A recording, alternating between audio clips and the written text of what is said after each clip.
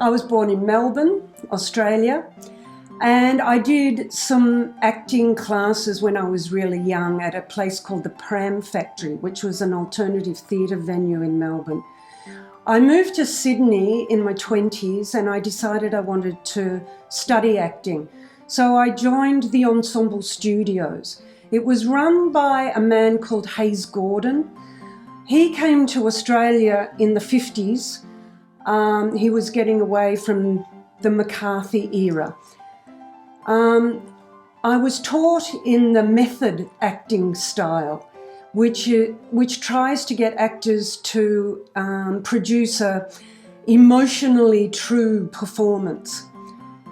After I'd finished, after 4 years, I tried to get some acting work and wasn't successful. So I went to university then, and after I finished university in 1993, I came to Japan.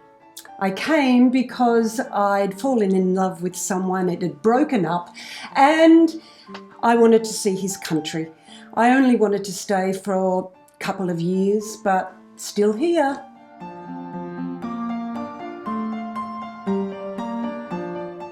It's always a thrill to be in a Shakespeare play.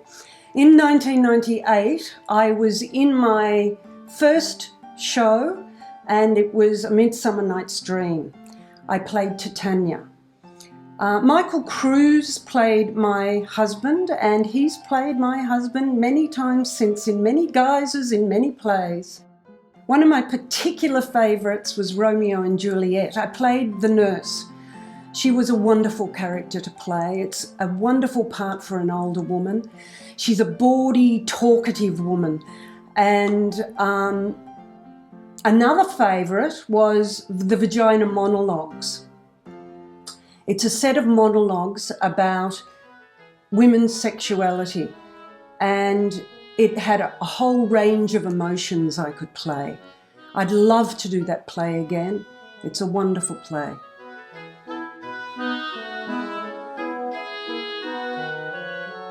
The way I was taught and the way I approach acting is to try and be truthful in a performance.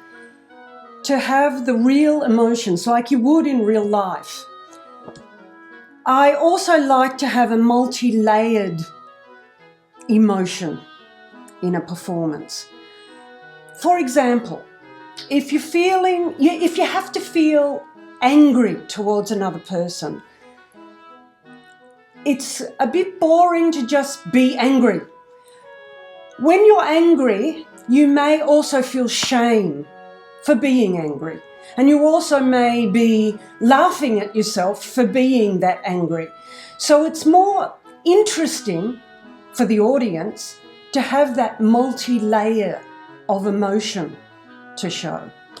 It's quite difficult, but that's what I always aim for. I'm not always successful, but that's what I try to do.